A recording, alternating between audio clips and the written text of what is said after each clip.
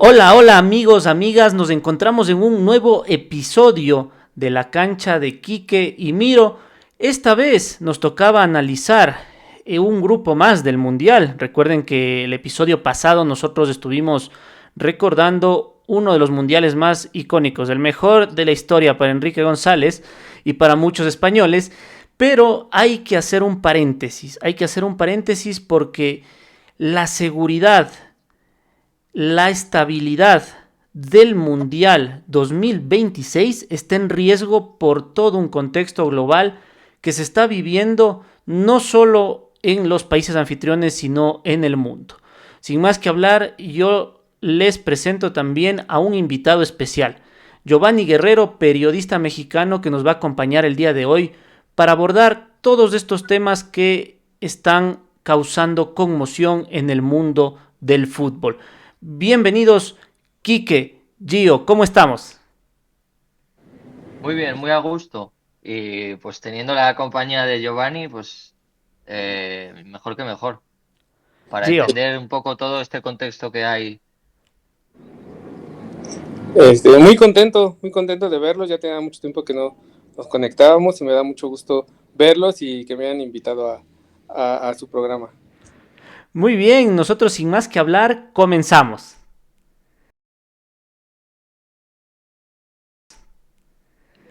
Ya lo decía Gio, ¿no? La banda se empieza a juntar y creo que eso es lo positivo. Para contextualizar un poco, Giovanni, periodista con experiencia, amplia experiencia en México, eh, actualmente, bueno, está en el foco de la noticia. Con Giovanni también fuimos compañeros los tres del posgrado, masterado, como lo llamen, en cada una de sus regiones. Y claro, ¿no? Nos volvemos a ver después de mucho tiempo para compartir este espacio. Qué gusto. Cuéntanos un poco, Gio, de no sé, tu actualidad y quién eres así cortito para poder empezar.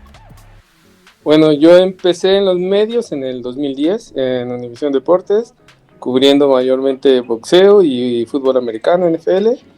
Después me fui a España, ahí donde les conocí, a hacer el máster en comunicación y periodismo deportivo. Regresé a México, estuve en un medio que se llama IM Sports, después estuve en Marca y hasta hace unos días estaba en Estadio Deportes, cubriendo pues básicamente todos los deportes. Muy bien, Gio. Y bueno, compañeros también en la agencia F, ¿ah? Te faltó ese Sí, pequeño en F, detalle, ¿eh? estuvimos allí en Madrid, estuvimos haciendo prácticas en F. Así es, ¿no? Con Gio vamos al otro lado de la ciudad para completar esa experiencia y era interesante, ¿no? Cruzábamos toda la ciudad. Bueno, nosotros estamos acá y como ya lo decíamos, hay un problema global. Hace 15 días, sí, hace 15 días aproximadamente, si no me corrigen, se da la captura de un peso pesado en la delincuencia organizada a nivel, diría yo, mundial, no solo local en México.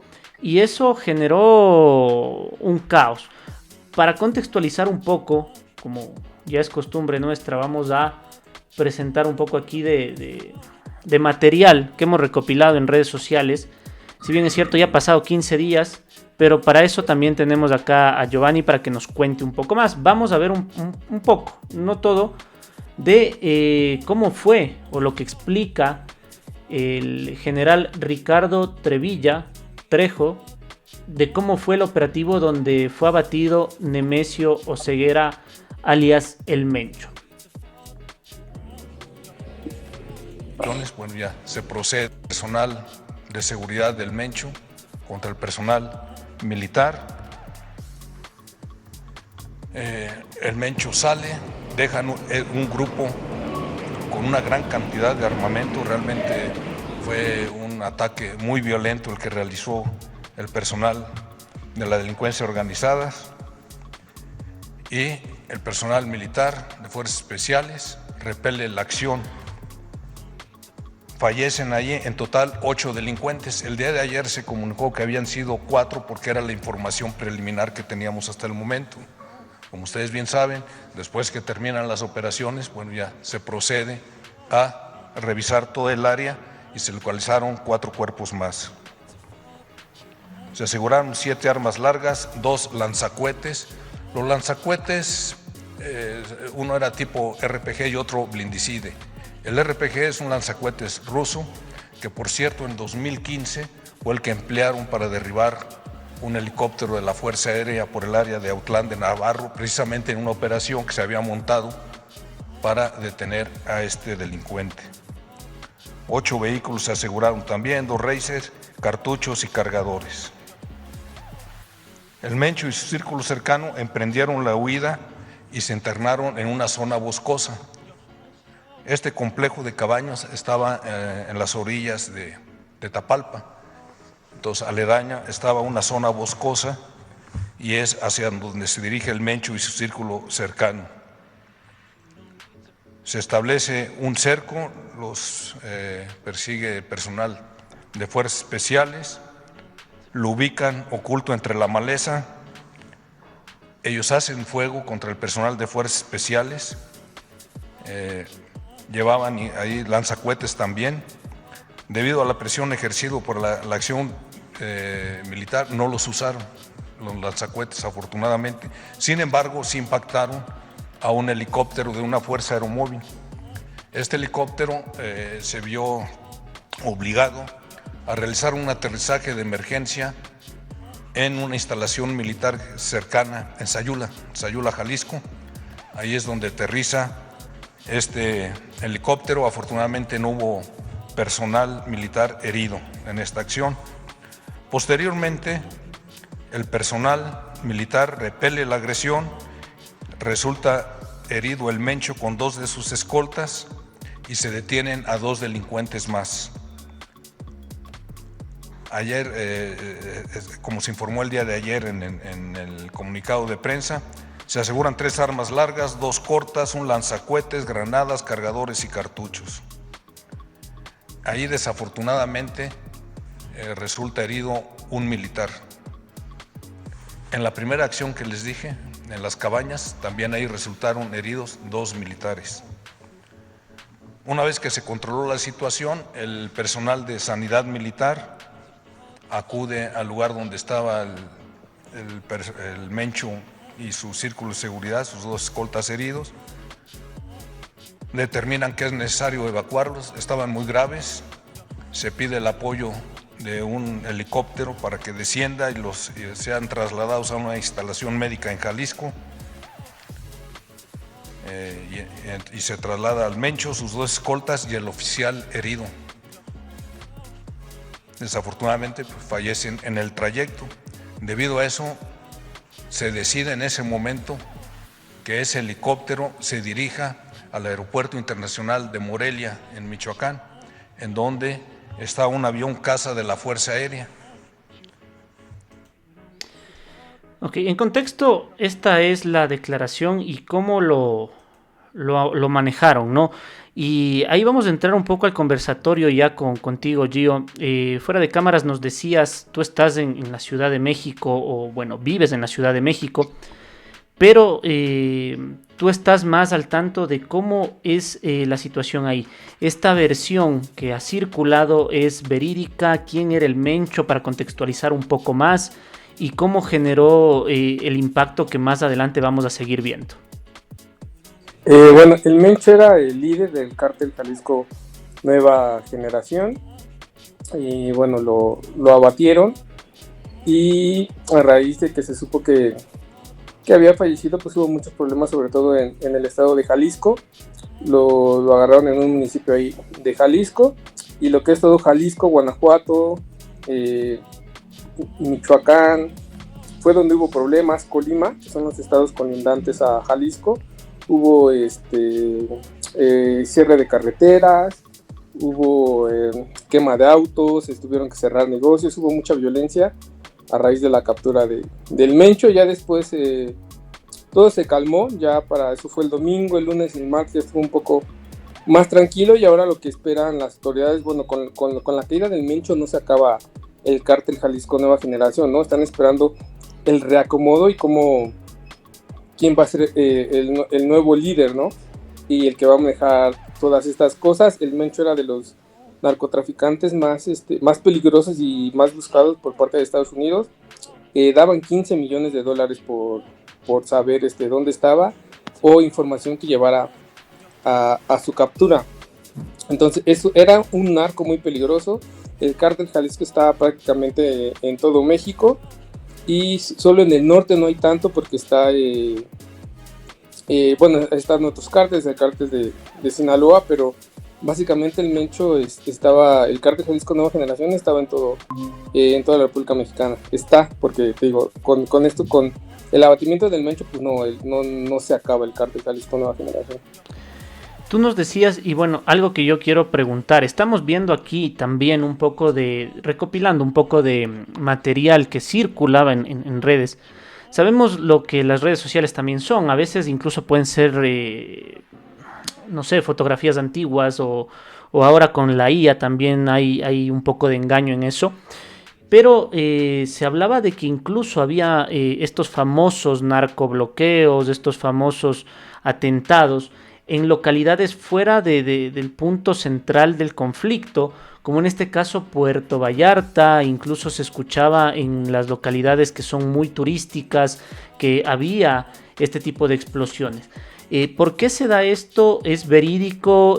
¿Por qué tiene tanta influencia la muerte de un líder de un grupo delictivo en ciudades que son turísticas o que están lejos? Y en la Ciudad de México, ¿qué se vive? ¿Hay también problemas o están más apartados de esto? Sí, Puerto Vallarta está en Jalisco, está cerca relativamente de Guadalajara y más o menos cerca de donde abatieron al Mencho. Y bueno, es que el narcotráfico prácticamente está enraizado en muchos lugares de México, y uno de los lugares es Puerto Vallarta y toda esa zona, lo que te decía, Colima, que es un estado que está al lado de Jalisco, Guanajuato, Morelia, Michoacán. Entonces son estados que están al lado de Guadalajara, y es donde más está, digamos por así decirlo, como la base del cártel Jalisco Nueva Generación. Esas imágenes son reales, que las pasaron en muchos noticieros. Los narcobloqueos es lo que te decía, ¿no? El cierre de carreteras, atacar a los negocios, incluso en Puerto Vallarta corrió mucho la imagen de que atacaron un Costco, estas tiendas de mayoreo, que es una tienda de Estados Unidos. La atacaron, la quemaron, hacían muchos negocios, los quemaron. En Ciudad de México sí hay células muy pequeñas del cártel Jalisco Nueva Generación, del cártel de Sinaloa, de la familia michoacana. Aquí en Ciudad de México básicamente también está la Unión Tepito y los Antiunión, ¿no? Que son como rivales. No vivimos una violencia como tal, como se vivió en esos estados, ni la hemos vivido. La verdad es que en ese sentido México está muy tranquilo. Sí hay violencia en la Ciudad de México, sí hay, pues tristemente hay ejecuciones, hay cobro de piso, entre ellos pues hay mucha violencia entre todos estos cárteles por dominar la Ciudad de México, pero así una violencia como tal, como se vivió y como se ha vivido en varios lugares en México, no se ha vivido en Ciudad de México.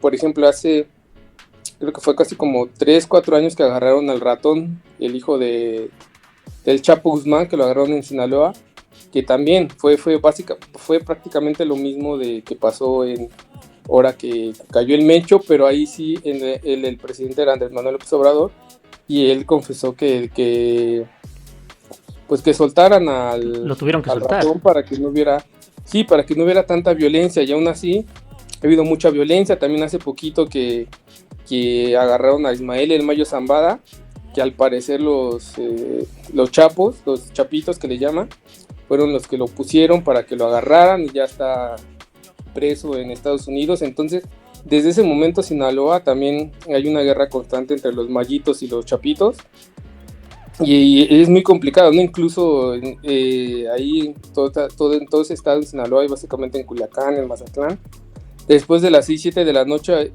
hay un toque de queda no oficial, ¿no? Casi nadie sale por toda la violencia, ¿no? Los negocios cierran esas horas. la gente ya no sale, o sea, prácticamente es del trabajo, pues a tu casa, ¿no? De la violencia que hay, y te digo, en Ciudad de México, pues la verdad es que no hay tanto así, si hay violencia, básicamente es como que entre ellos, pero sí llegas a ver, digo, sobre todo, lo que sufre más el ciudadano común son los cobros de piso, ¿no? Que si tienes un negocio, a lo mejor llega alguien, y si quieres operar, pues te pide cierta cantidad de dinero, ya sea a la semana o mensual, y es lo que pues no han podido controlar mucho el gobierno. Situación complicada y no sé ahí, Quique, también pueda que tengas tus dudas para luego irnos metiendo en el tema del fútbol, de cómo impacta esto en la realización de la Copa del Mundo, pero en el tema más global, yo estoy más que seguro que la gente en Europa ve esto como algo muy extremo porque al final no está acostumbrada, Quique, a este tipo de escenas. Yo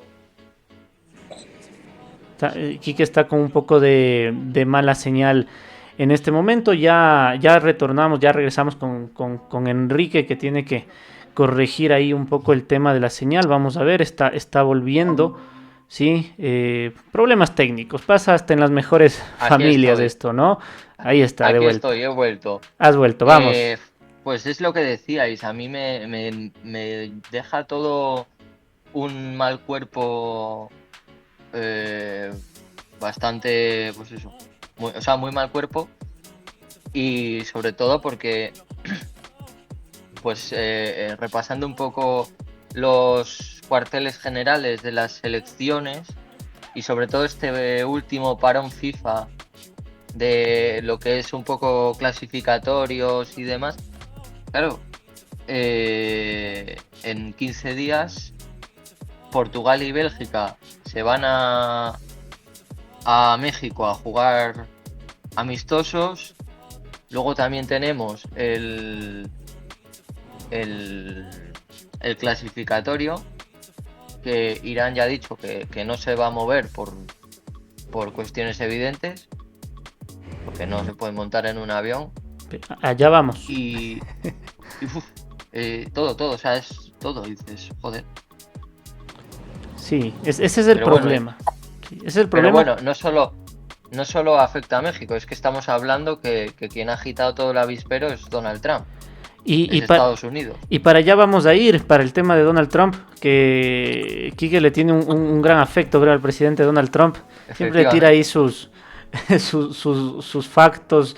Pero para ir viendo el tema de México y aprovechar un poco más la presencia de Gio, se viene el repechaje intercontinental, las repescas, ¿no es cierto? Vamos a definir los últimos cupos, y de hecho hay una serie que se define en Jalisco. O sea, eso es indudable. Cuando pasó todo esto, lo primero que la gente alrededor del fútbol dijo es: esto está pasando donde se va a jugar la repesca y donde va a jugarse, para mí, uno de los mejores partidos de la Copa del Mundo, un España-Uruguay.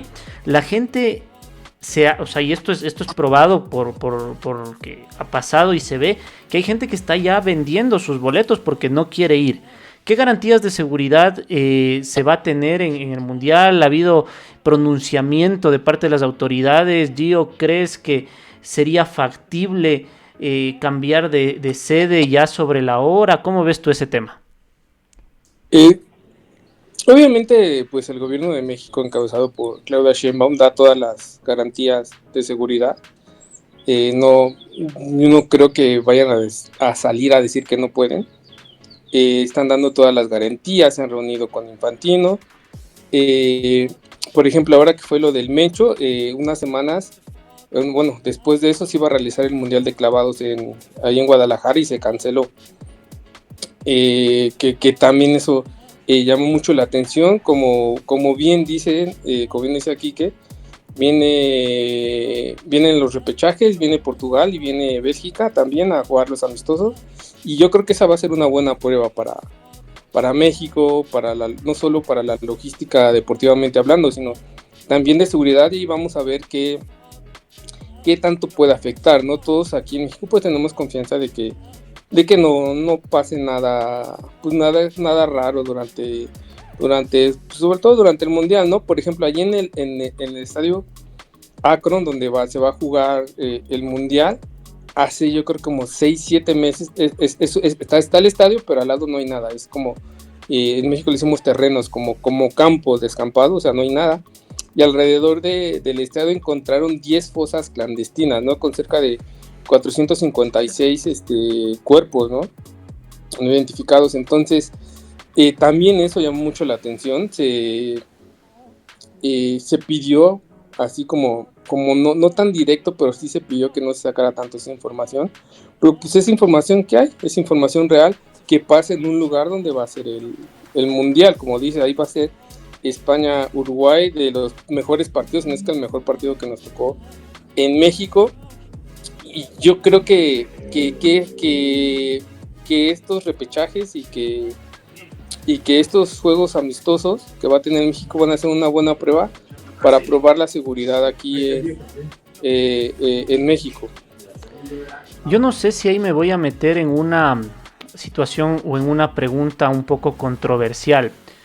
Y la verdad es que no quisiera, pero no me quiero tampoco quedar con la duda. Se escucha mucho y es como más un rumor, porque no hay nada que se compruebe, si no sería gravísimo, que este tema de la delincuencia organizada, y no solo hablo de México, sino yo creo que esto pasa a nivel mundial, tiene mucha tela dentro de los sistemas tanto políticos como de seguridad, económicos. Entonces, no sé si eso verlo como algo favorable para la realización del mundial, no sé cómo lo ves tú, Gio, y si es que en sí esa percepción puede ser un poco correcta, porque, a ver, mañana se da el mundial, se juega el mundial, y todo se calma, o sea, los GDOs, por llamarlos así, se calman, no hay problemas, o sea, puede existir algún tema en lo que se pueda dialogar por parte de las autoridades con estos grupos y evitar tanta violencia y que se permita desarrollar el evento con tranquilidad.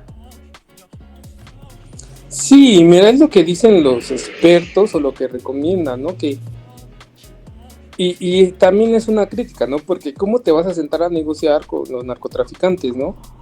O sea, pero también dicen, bueno, o sea, se tiene que pues sí, negociar, ¿no? Que en esos días pues no pase nada. Vamos a ver, pues cómo funcionan. Yo creo que no va a pasar nada. Y yo sí creo que por ahí a lo mejor el gobierno, algo así, puede negociar como una tregua y que no pase nada, ¿no? A mí me recuerda mucho, no sé si ustedes se acuerden, el Mundial de Brasil. Antes de que se realizara el Mundial de Brasil, hubo muchas protestas sociales, ¿no? La gente se quejaba de todo lo que estaban gastando y que eso era mejor para la sociedad, para ayudar. Y aquí en México también tenemos muchos problemas sociales. Esta semana justo los taxistas del aeropuerto cerraron las terminales porque se quejaron por Uber y Didi. Hay una cosa de esa.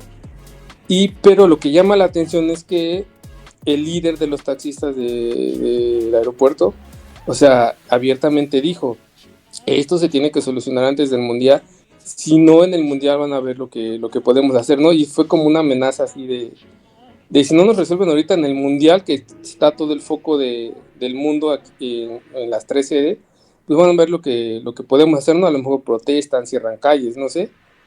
Entonces también yo creo que estos eventos pues son a veces para eso, ¿no? Que les aprovechan los movimientos sociales o así, para tener todo el foco del mundo, ¿no? Yo creo que eso puede pasar, o sea, me refiero a que con todo este tema de la inseguridad, pues va a haber más seguridad, obviamente, o sea, yo creo que van a poner mucho más seguridad, y también como estas negociaciones, a lo mejor, como bien decía Ramiro, a lo mejor por abajo del agua, y que no pase, pues nada, ¿no? Ojalá, para nosotros los mexicanos va a ser como una no sé, como una medicina temporal, ¿no? De vivir bien y después pues regresar a nuestra realidad, ¿no? Que es pues que es esto del tema del narcotráfico, de las inseguridades y todo eso. Yo creo que además esto tendría que ser un empujón tanto el gobierno de Claudia Sheinbaum como la propia FIFA tendrían que dar un poco de soporte, ¿no? O sea, el New York Times creo que hablaba el otro día de que se iban a reforzar con más de 100.000 efectivos durante la fase de grupos y creo que hay alguna eliminatoria por ahí en México, si no me corriges, Gio. Y ya, pero no sé, o sea, es que es eso, echamos la mirada atrás a otros mundiales no tan lejanos. Tú hablabas de Brasil, pero yo también te digo, o sea, Brasil 2014, pero Rusia menos. Pero Qatar, o sea, es el primer mundial en el que ellos eran tanto anfitriones como está, o sea, tanto acogerlo como jugarlo. Y es un poco raro porque no tienen ni cultura de esto, ni cultura de fútbol, y luego al final, pues es que lo estamos viendo. Hay un conflicto armado en Oriente Medio y están ellos ahí metidos. Sí, o sea, al final, y ahí ya nos estamos haciendo una transición hacia el otro conflicto, ¿no? Por eso yo les decía que nos íbamos a tomar un programa completo para hablar de esto que está preocupando a la gente, porque si bien lo de México es algo que pasó hace 15 días y que, como dice Gio y lo evidenciamos con él, ya se está calmando a buena hora para los aficionados del fútbol. Para ir un poco cambiando la página, quiero hacerle una última consulta a Gio sobre el tema puntual de México, porque igual queremos conversar contigo sobre el tema Estados Unidos y todo lo que hablaba Quique. Es cómo hacer para invitar a la gente, no necesariamente a que vaya al Mundial, porque de por sí el Mundial es atractivo, llama la atención y no tengo que decirles, miren, vengan, va a ver el Mundial de Fútbol. Invitar a la gente a que no venda sus boletos, a que no regale sus boletos, a que mantenga el plan de acudir, porque igual esto es un impacto económico y turístico potente para México. Recordemos que México no ha tenido el Mundial desde el 86, entonces estamos hablando de una oportunidad única de tener este impacto positivo de manera social y económica. Sí, pues yo les diría que vengan. Tú has venido a México, sabes que los mexicanos somos muy amables, tratamos bien a la gente. Es un país que tenemos muchísimo turismo, aún con estas cosas, Cancún, Playa del Carmen, Puerto Vallarta, Los Cabos, Ciudad de México, tiene muchísimos turistas. Y la verdad es que también se le respeta mucho, ¿no? Porque como bien dices, es una actividad económica muy fuerte en México y de lo que mucha gente vive, ¿no? Te pongo el ejemplo del Gran Premio de Fórmula 1. Ha ganado, si no mal recuerdo, 3-4 veces y era la mejor organización. La derrama económica es muy grande en México y son solo 3 días.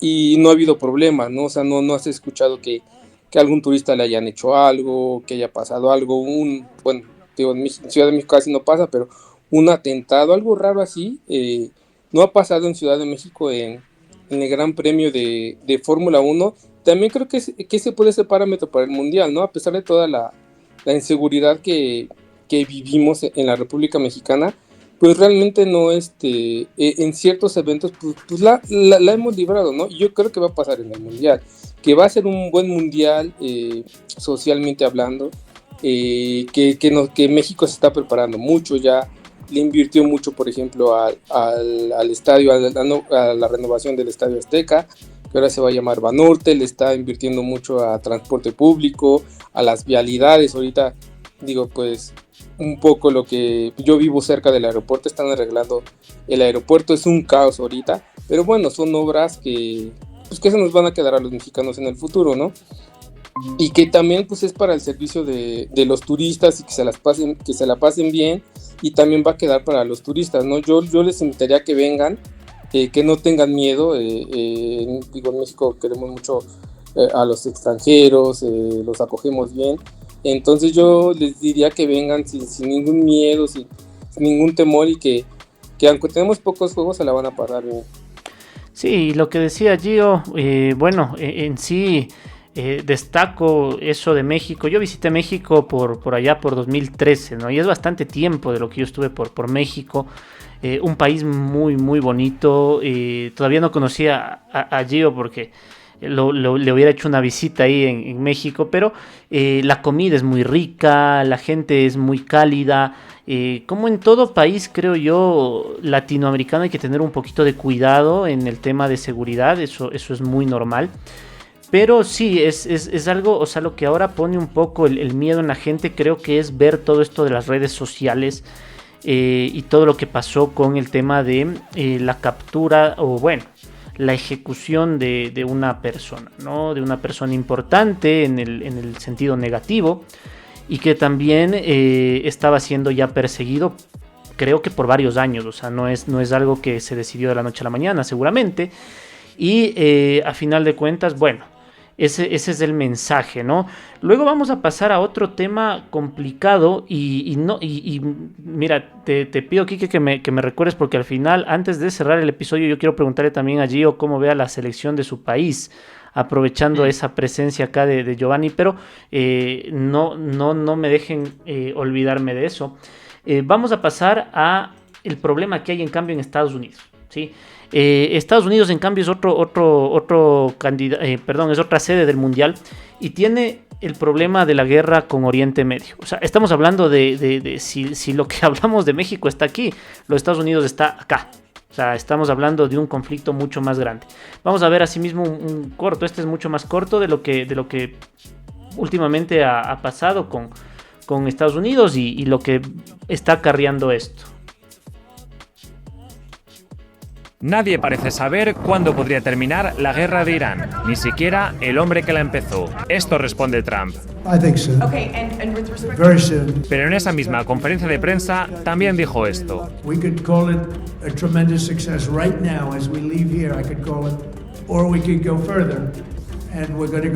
¿Y cuál es la postura de Irán? El recién nombrado líder supremo Mojtaba Jamenei no ha hablado públicamente desde su designación, pero un portavoz de la Guardia Revolucionaria Islámica, organización con estrechos vínculos con Jamenei, dijo lo siguiente según la televisión estatal iraní.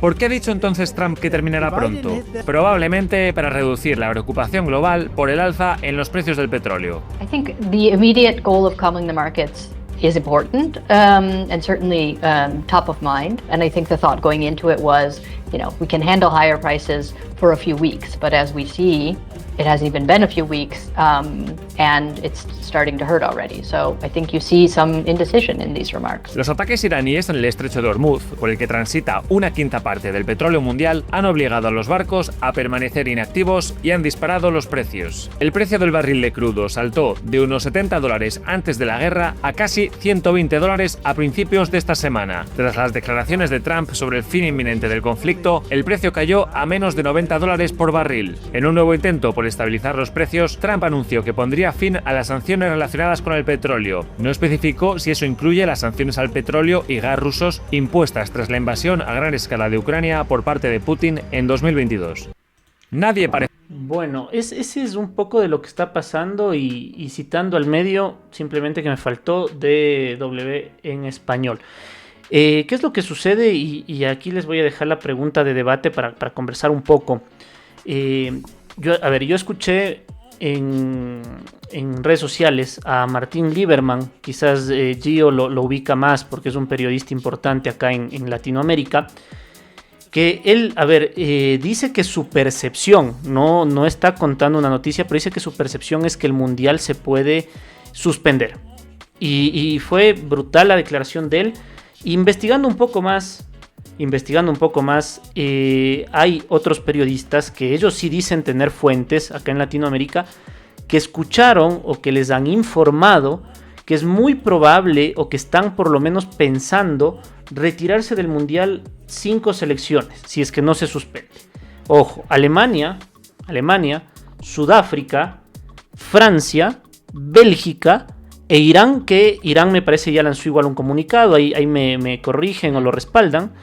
Entonces estamos hablando de que cuando se empieza a sentir inestabilidad política y bélica, corre riesgo el mundial de hacerse, porque al final, cuando, recordemos, Rusia ataca a Ucrania, la misma FIFA puso sanciones para Rusia en nivel competencia de selecciones y de clubes que hasta ahora hay. Estados Unidos se mete en un tema bélico y claro, se va a jugar el mundial, no hay equidad. Esto es lo que hemos hablado muchas veces. Yo al final me repito, pero es que es lo que hay. A Donald Trump se le está riendo las gracias desde la FIFA, la propia FIFA, pues el año pasado con el tema del trofeo al Chelsea y demás, se le está riendo las gracias a Donald Trump. Este señor lo que quiere hacer es restablecer un nuevo orden mundial por la fuerza militar. Y bueno, al final, o sea, yo entiendo que tanto Francia como Bélgica, en este caso, que han sido críticos en la OTAN y en la Unión Europea, den ese paso. Yo me costaría verlo de España, el dar ese paso, pero no me extrañaría, porque seguiría un poco la postura que hay desde el gobierno de España, de Pedro Sánchez, de dar la cara frente a Donald Trump y frente a la FIFA. Es que prácticamente lo que has contado de Irán tiene que ir a jugar el preolímpico, el premundial, el clasificatorio, la repesca, y dicen que no van porque, claro, que van, o sea, no van a ir a México porque como ganen se tienen que presentar en Estados Unidos. Es que es complicado, es muy complicado. Muy complicado. Es muy complicado. Muy complicada la situación. ¿Cómo lo ves, Gio? Hablábamos de México, ¿no? De todo lo que pasa en México, pero Estados Unidos está, digo, no igual, pero también tiene sus problemas, ¿no? Hace menos de un año asesinaron a Kirk, un activista que estaba en una conferencia así, le disparan enfrente de todos y después fallece. El ICE en Estados Unidos, que está atrapando migrantes por atrapar. Aquí en México fue muy sonado el de un niño de origen ecuatoriano que lo separaron de sus papás, se lo llevaron a Texas, pero ya después lo regresaron, creo que él era de Minnesota o vivía en Minnesota, a un doctor que igual que trató de evitar que detuvieran a gente y el ICE le disparó y falleció. Entonces Estados Unidos también tiene sus problemas, lo que yo platicaba a veces, bueno, si nos ponemos así, bueno, hay de problemas a problemas, ¿no? Pero si tú, por ejemplo, quieres hacer el mundial en Argentina, va a haber gente que diga, es que la economía de Argentina, bla, bla, no se puede hacer en Argentina. Es que si lo vas a hacer a China, es que es un país muy cerrado, bla, bla, bla. O sea, en cada país vas a encontrar problemas. Creo que es muy difícil que encuentres un país, digamos, que esté perfecto. Sí, pero por ejemplo, lo que tienes aquí, o sea, lo que tienes en Estados Unidos es un presidente que abiertamente es un antisistema, o sea, dice, no, por aquí paso yo y como me lleves la contraria te pongo unos aranceles o veto tus productos, o sea, y ningún organismo internacional, ni la OTAN, bueno, la OTAN, ¿qué coño? Yo qué sé, Naciones Unidas, la FIFA, es que nadie le planta cara a este señor y lejos de plantarle cara, le ríen las gracias, porque vamos, hay un compadreo con Gianni Infantino que dices, uff.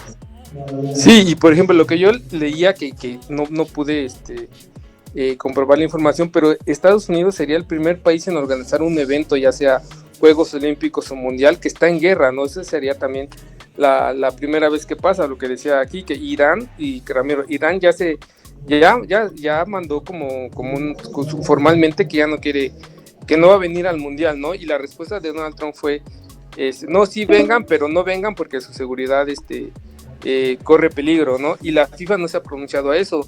Irak tiene que venir a Monterrey a jugar el repechaje y ya le pidió a la FIFA formalmente que se retrase el repechaje porque no pueden, ellos no pueden venir, ¿no? Están ahí, como dice aquí, que no pueden subirse a un avión para venir a jugar un partido de fútbol. No sé, también no escuché lo que decía Ramiro de que ya hay países que se quieren bajar del mundial. No sé si sea cierto, habría que esperar, pero yo lo veo muy difícil. No creo que haya este tipo de situaciones, pero sí sería un golpe muy duro para la FIFA y para Estados Unidos que el mundial se retrasara o que no se hiciera o que se pospusiera. Es un tema bastante controversial, como dice Gio también y Kike, o sea, aquí tenemos dos puntos de vista importantísimos. En el caso de Kike sí, o sea, la indignación y es bueno ver eso porque al final estamos viendo cómo en el otro lado del charco la gente, el espectador, los periodistas están atentos a este tipo de situaciones con Estados Unidos puntualmente. Y también tenemos el criterio de Gio que dice, al final de cuentas no se va a posponer, no se va a suspender. Yo en sí, mi criterio, y eso es mucha opinión de Ramiro Gómez, no es algo investigado, algo consultado, también va por el lado de decir, ok, si a mí me preguntas, yo creo que sí se hace el mundial, pero no por el tema de que van a existir garantías, no por el tema de que va a culminar el conflicto bélico Estados Unidos-Medio Oriente, sino por el tema de esto, el tema de dinero, claro, ¿no? Es lo que nos la toca, pasta, sí. El dinero, lo que mueve en sí el deporte y lo que en sí mueve el mundo. Entonces, es difícil. Yo la otra vez también vi un material muy interesante en redes sociales que explicaba, y eso sería bueno hablarlo en algún programa posterior, cómo la FIFA, y digo la FIFA por ser una organización, no es Infantino, sino la FIFA, hace las cosas con tanta exactitud para tomar decisiones. O sea, cómo le da el mundial posterior que vamos a tener en Arabia Saudita de aquí en 2 ediciones más, de una manera tan calculada que no había otra opción. Entonces eso lo podemos hablar más adelante, pero eso habla de que la FIFA trabaja en pro de generar sus ingresos, generar las ganancias. Con Kike hablamos en un episodio también de las entradas dinámicas y que supuestamente era un experimento. No es ningún experimento, es una forma de ganar más dinero, así de simple. Entonces para mí esto se va a realizar.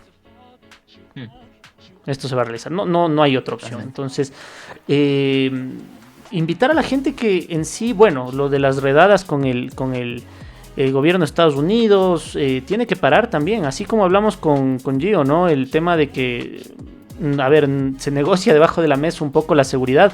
Estados Unidos tiene que también negociar un poco, o los organizadores de la Copa del Mundo negociar un poco con Donald Trump y bajar este tema de la intensidad en todos estos campos, en estos conflictos que está metido Estados Unidos. Al final es deporte. Es que, también te digo, Donald Trump dice que la guerra va a terminar en un mes. Yo esto no lo veo para terminar en un mes. O sea, me pueden llamar cenizo, me pueden llamar lo que sea, pero tal y como va evolucionando todo este conflicto, bueno, de Rusia, o sea, de Ucrania decíamos lo mismo. Ucrania lleva 4 años invadida, no, 4 no, más. No, 5 igual. 5 años invadida por Rusia, entre comillas, pero el Donbass por ejemplo, lleva invadido por Rusia, que es territorio ucraniano, pues 10 años o 12, tranquilamente. Sí, mira, Estados Unidos puede acabar la guerra cuando quiera, me parece, pero la cosa no es que acabe la guerra, la cosa son las consecuencias. ¿Cuáles son las Claro. consecuencias que va a haber, no? Ahorita ya, por ejemplo, vimos ya que Irán está restringiendo el paso del petróleo y todo eso, ya algunas economías mundiales ya lo están resintiendo. Entonces, yo creo que más que acabar la guerra, que siento que la puede acabar cuando quiera, es qué consecuencias va a haber después de que Estados Unidos acabe la guerra, ¿no? Entonces ahí es más eso que si la guerra acaba mañana o acaba pasado mañana, ¿no? Claro. ¿Y qué papel tendrán y qué historia nos contarán los vencedores y luego los vencidos? No, es que Sí, es que al final esto es así, ¿no? O sea, hay que estar conscientes de que, como les digo, o sea, esto es por la parte económica, y todo tiene sus consecuencias. Y hablando de consecuencias, el mundial, o sea, que se haga el mundial tendrá consecuencias y que no se haga tendrá consecuencias. No me refiero al tema de seguridad puntualmente, a un tema económico, a un tema político, a un tema social. Recordemos lo que ya había dicho también Quique, que a Donald Trump le dieron un premio de la paz al iniciar, me parece que fue este año o el año anterior. sí. No, le dieron el premio ese de la paz de la FIFA en el sorteo. Exacto. En diciembre del año pasado, que aquello fue lamentable. Sí, lo vimos y lo hablamos. Y luego, pues, cuando capturaron a Maduro y demás, a las 2 semanas fue la opositora venezolana por el patio trasero. La recibieron por el patio trasero, ni siquiera por la puerta de delante de la Casa Blanca. A esta señora eso, la recibieron como si fuera el servicio. El mensaje es totalmente contrario. Claro, y luego le regaló el trofeo del Nobel, o sea... Sí, son cosas muy, muy curiosas. En fin, ese es el contexto, les hemos presentado hoy día y creo que nos lo hemos pasado muy bien. Vamos ya alrededor de 45 minutos. ¿Cómo le han pasado, Gio, Quique? ¿Qué tal el conversatorio? Bien, interesante y pues otro tema que va encaminado al deporte, pero un poco de política y todo para, como bien dices, saber el contexto de lo que nos espera en el Mundial. Quique, ¿te lo has pasado bien? Sí, bueno, he ido ahí un poco vengo hasta a caballo. He ido un poco rotando, pero bien, sí. Voy, vengo. Y igual, públicamente dejo la invitación para Gio, si nos quieres acompañar en los siguientes programas, cuando te puedas conectar, encantadísimos. Tu aporte es muy bueno. O sea, Giovanni, como ustedes lo pueden ver, es un periodista bastante preparado, investiga, o sea, nos sube el nivel de conversación un poco más y eso a nosotros nos gusta, ¿no, Quique? Hombre, claro. Gracias. Muy bien. Siempre voces conocidas es positivo. Es muy bueno. Gio, para ir cerrando, opinión de la selección mexicana de cara al Mundial, ¿cómo la ves? Mira, por ejemplo, se le está complicando a Javier Aguirre armar el equipo. Esta semana, antier y antier perdió 2 jugadores clave. Luis Ángel Malagón, que parecía que se perfilaba como portero titular, tuvo una rotura del tendón de Aquiles y fuera del Mundial. Y ayer Marcel Ruiz, jugador del Toluca, también se tronó la rodilla y fuera del Mundial. Entonces le está costando a Javier armar el equipo. En la semana que me escribió Quique para hacerme la invitación, me preguntaba de que si Javier Aguirre andaba en Europa. Fue a ver a Fidalgo, que jugó en el América 5 años, tricampeón, ahora se fue a Betis y ya es elegible para la selección nacional. Entonces fue a platicar con él para ver si se quería integrar y al parecer Fidalgo va a ser una de las sorpresas en la próxima fecha FIFA. Pero también fue a ver a los lesionados. Santiago Jiménez, delantero del Milán, desde octubre no juega y no se sabe bien cuándo puede regresar a la cancha. Hace 2 semanas operaron a Edson Álvarez, que también era su contención titular, lo operaron del tobillo Vamos a ver cómo se recupera Huescas, que juega en Dinamarca, prácticamente también ya descartado del Mundial. Luis Chávez, que juega en Rusia, prácticamente también descartado del Mundial. No sé si por ahí se me va otro lesionado, pero y también se lesionó Mateo Chávez, que juega en Holanda, se lesionó. Eso al parecer no es tan grave, pero va a ser muy complicado, por ejemplo, que esté en esta fecha FIFA. César Montes también se lesionó hace como 2 semanas, entonces se le están cayendo los soldaditos a Javier. Al final vamos a ver cómo arma el equipo. También hay que decirlo, le cayó muy bien que Fidalgo se fuera al Betis, tiene mayor nivel de competencia, por lo que leemos las noticias aquí en México, le ha ido muy bien, la afición lo ha recibido bien, Pellegrini habla muy bien de él. También otra sorpresa fue Obed Vargas, él jugaba en el Seattle y se fue al Atlético de Madrid. Lo que se rumoraba es que lo iba a comprar el Atlético de Madrid, pero lo iba a prestar, y no, ha estado viendo minutos con el Cholo Simeone, y también es una grata sorpresa que le va a ayudar en el medio campo, ¿no? Entonces es una selección que en este proceso de 4 años después de Qatar ha tenido tres técnicos. Empezó con Diego Coca, que lo despidieron, después Jaime Lozano, que lo despidieron, y llegó Javier Aguirre, que le ha dado mucho orden al equipo, cada vez se ve mejor. Yo creo que va a pasar de grupos, está con Corea, con Sudáfrica y un repechaje. Yo creo que va a pasar de grupos. Si no mal recuerdo, si queda en primer lugar, los octavos de final, los 16avos de final los juega en el Azteca. Y si ya pasa octavos, creo que ahí sí, a partir de octavos ya sería en Estados Unidos.